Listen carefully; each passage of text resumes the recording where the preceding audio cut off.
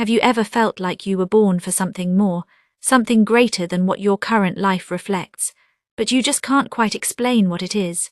Like you're carrying a silent mission inside your soul, a purpose that no one else can see or understand.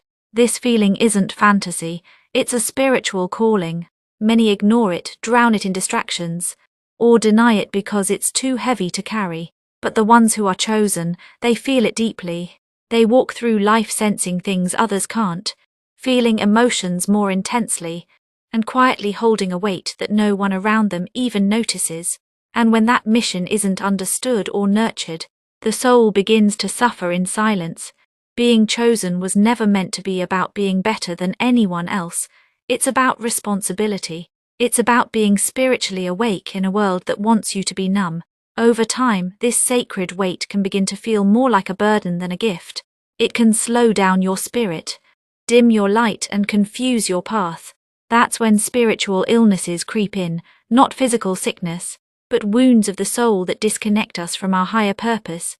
One of them is foolishness, not in the sense of ignorance, but when we drift so far from wisdom that we live on autopilot. We go through the motions, doing what's expected, but the soul isn't present. Then there's intemperance. When our desires start to control us, we think we are making choices, but in reality, our cravings are pulling the strings. We fall into cycles we can't break, losing our energy to things that drain us. Injustice appears when the ego pushes out compassion. We protect ourselves, chase our own gain, and forget we are part of something larger. And perhaps the most painful of all, impiety. It's when we disconnect from God. And when that happens, even the most beautiful things lose their meaning. Life becomes dull, heavy, and hollow. But these conditions don't have to define us. They're signs, not endings. When we recognize what's happening within us, we can begin the journey back home to ourselves. It requires silence, reflection, honesty. We need to ask, what are we feeding our soul every day? What thoughts, habits, and influences are we consuming, and are they aligning us with our mission, or taking us further away from it? The soul doesn't survive on routine, it thrives on meaning, and when meaning is missing, we don't just feel empty, we become spiritually starved. Healing doesn't require perfection. It begins with something simple, a decision to listen. Take time to sit with what you're feeling. Write down what your soul has been trying to say. Let your questions speak louder than your distractions. That's where wisdom begins, in the quiet flashes of truth that appear when we finally stop to pay attention.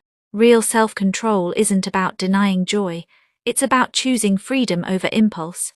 You don't have to say yes to everything you feel. In fact, your power lies in your ability to say no to the chaos, to the cycles, to the habits that block your light. The chosen one must learn to direct their energy with intention, not just emotion. Every choice you make is a seed. You're either building your path or burying it. You're not alone in this.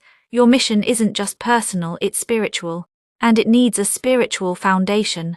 When you reconnect with God, you don't just find guidance, you rediscover strength, peace, and the courage to keep going.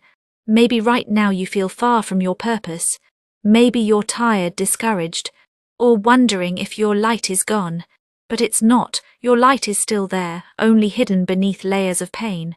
And pain, as heavy as it feels, is not the end. It's proof that something inside you is still alive. And where there is life, there is still the power to change. Being chosen doesn't mean leading a perfect life. It means walking your path with honesty, courage, and a willingness to grow. The world doesn't need more flawless people.